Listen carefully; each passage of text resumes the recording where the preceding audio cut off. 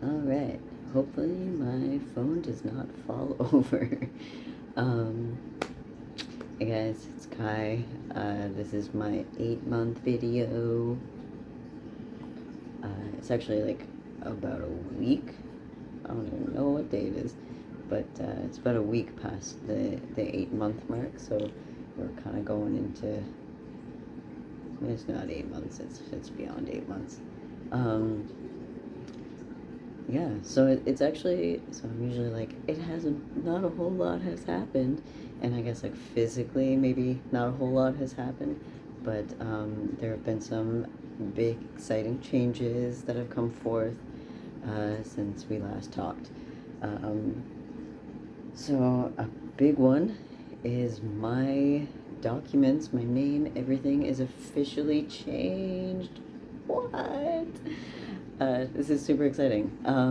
Yeah, so I am officially Charlie Kaida, and I can get all of my everything changed over. I do have to contact my birth province at some point to get my my birth certificate, but I do have a name change certificate. So I can change my driver's license and my hospital card and my passport, and it says male, and like literally like I can start growing my beard out, I guess, and really embracing that part of me. So whenever I'm applying for anything, yeah, it's all the new name, which is, I'm so stoked about. It's just like one of those things that is like, I feel like I can breathe a little bit. I don't have to explain myself as much. Everything that ties me to anything with ID documents and stuff is all going to be changed over. I do feel a little bit weird about the fact that my, like I'm still being gendered as female, and like, I don't know, like if I should change my documents over before then, or like before I'm being like read as male, but I at least like have the option now. And what I was hearing from people was like, oh, you should change everything over immediately. We have a little problem with that. I am going to New Zealand and my passport wouldn't get here on time. And as soon as I start changing things over from my old name to my new name, I can get flagged at customs. So I'm not going to start that process until I get back in mid-May. And then maybe I will start growing out my beard. My body shape is changing to match all of that, which is really exciting too. Like my pants don't fit and my shoulders are too big for some old jackets and stuff I had. So that is all kind of like coming into place. Like it's still like I still have a female looking body, but I definitely am on my way, which is really exciting. I had an appointment with my endocrinologist today, and my levels are good. My testosterone levels were like a little bit low, but I also had this like incident where I was at the end of my last bottle, and so like normally I'm on 35 milligrams a week, and I was like, I don't have enough for 2 doses, so I just gave myself 5 milligrams, and then the next week, like last week, I did I took 20 milligrams, so altogether it's like 70 milligrams. So, and when I got my blood work done, it was just before my next shot, so my levels were like kind of low, but they were still within male range, which was awesome. We did make a decision to bump up my levels, but she was like a little bit hesitant about this time. Like last time she was a bit more enthusiastic, but this time she was like, I really just don't want to like shoot your testosterone levels up so that you end up like, because when your testosterone levels get too high, it starts converting it back to estrogen, so we were really trying to avoid that happening, which understandable. But yeah, so we just like bumped it up to uh, 40 milligrams a week, and you're going to see how that goes. I also asked her to write me a script with my passport name on it, and like write me like a little letter, so that I can travel with my testosterone. I think I'm still gonna double up on like the morning that I leave, just in case something happens. I don't think it will. She has no qualms about it, but this is my first time traveling with a substance, like a controlled substance, with a name that doesn't quite match like the passport entirely, and like being like female and having testosterone is like a flag, and as are needles at any point in time. But I'm putting it in my check baggage, and because I have to stop over the United States and everything is fucked there right now, I am really hoping that it's all good. And worst case scenario, they take it, I'm like out $50, and then I will take my testosterone 3 days late.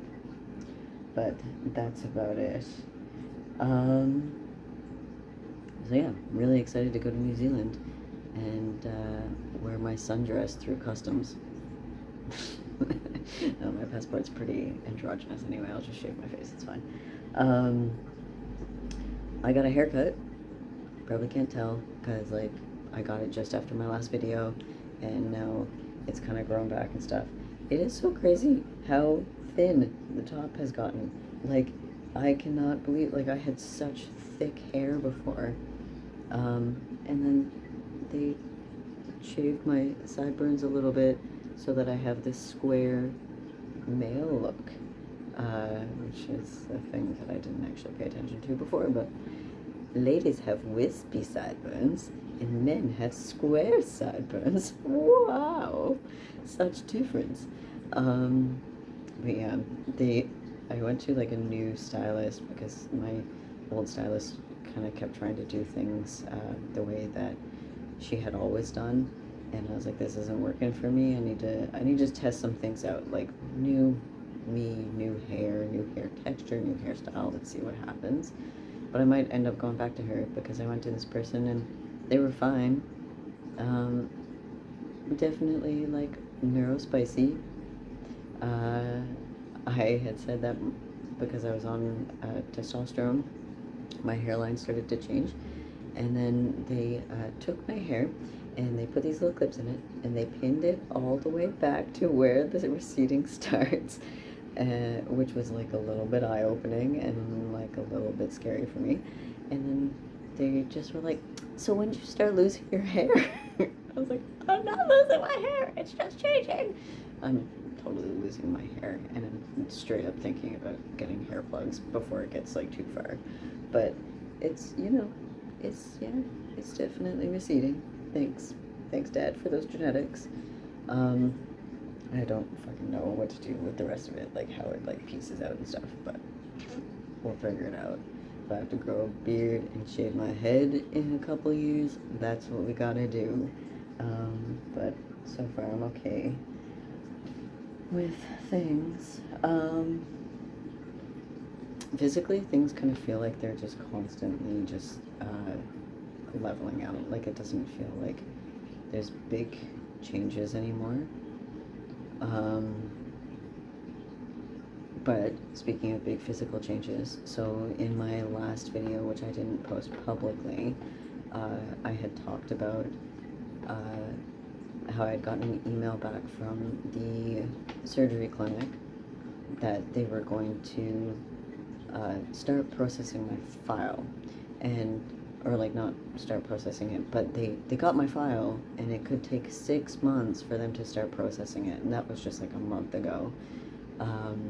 That's changed. I got an email back from them because I had accidentally sent them my hormone readiness letter instead of my top surgery readiness letter, and had some technical difficulties, got back to them.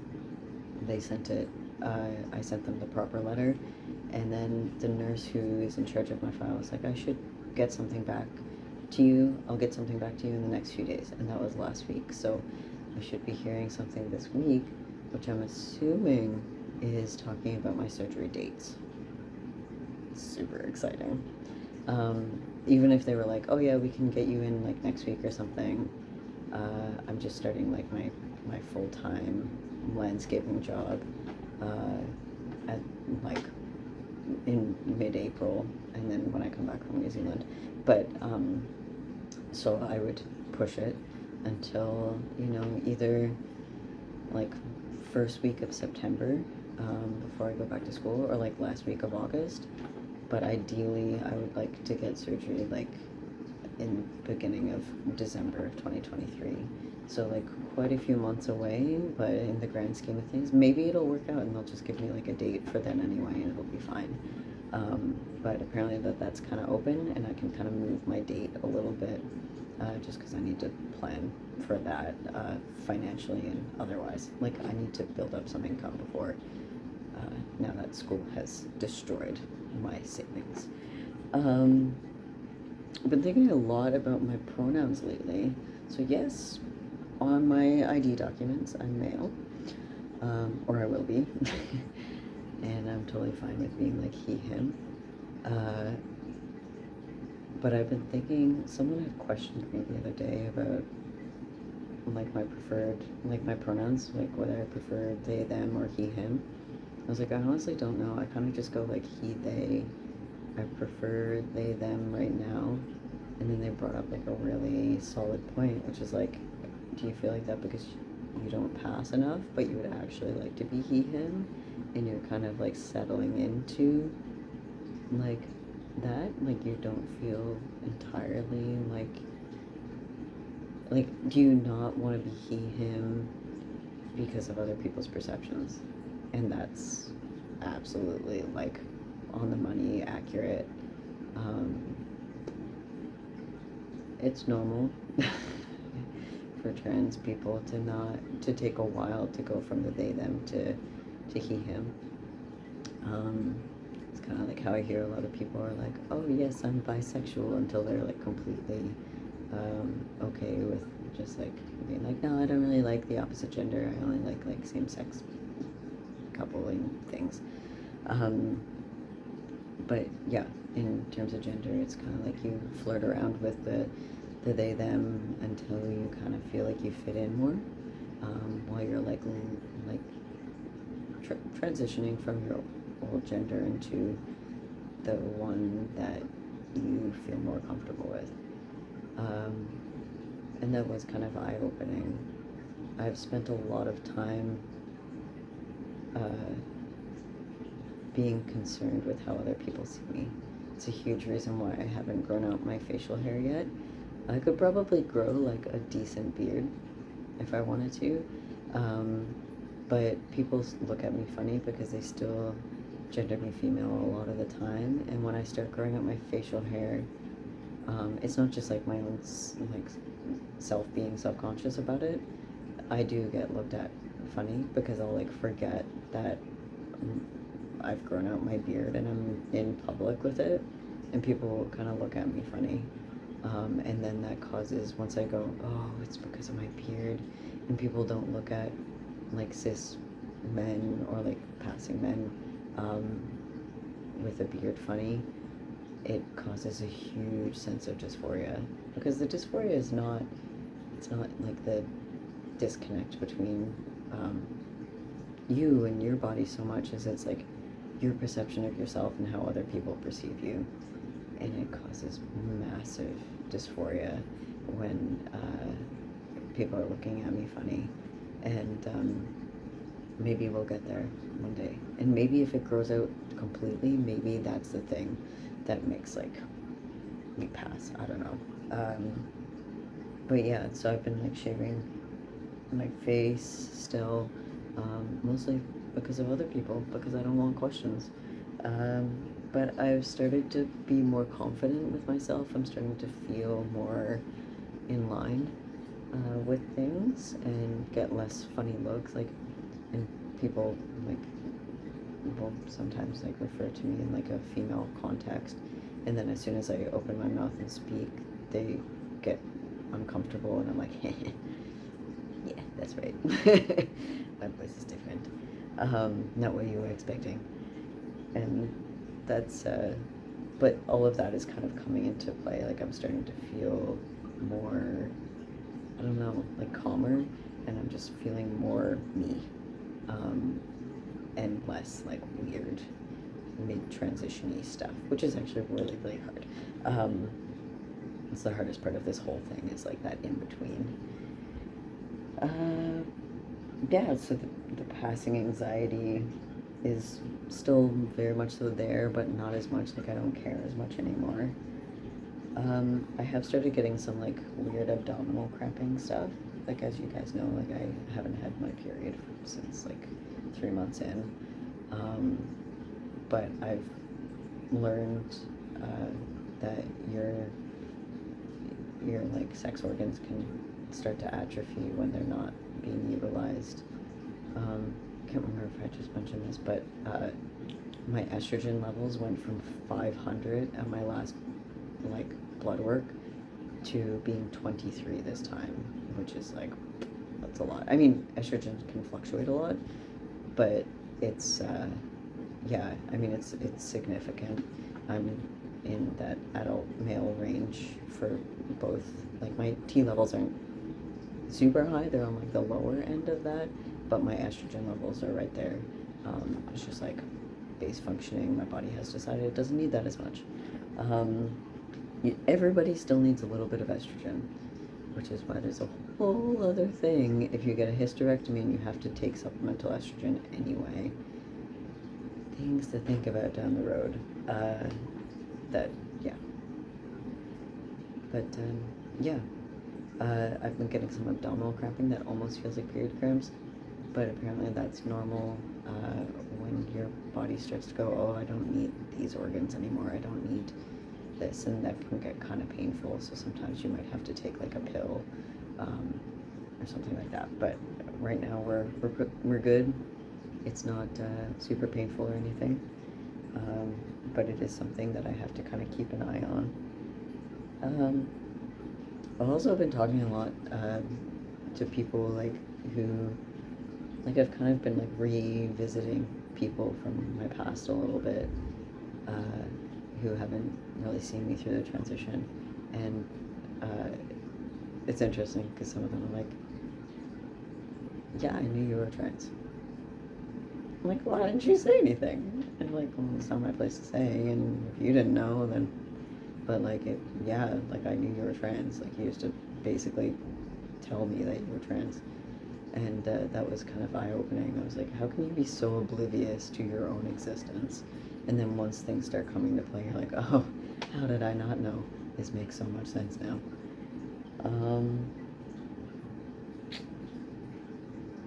Yeah, that's all my notes.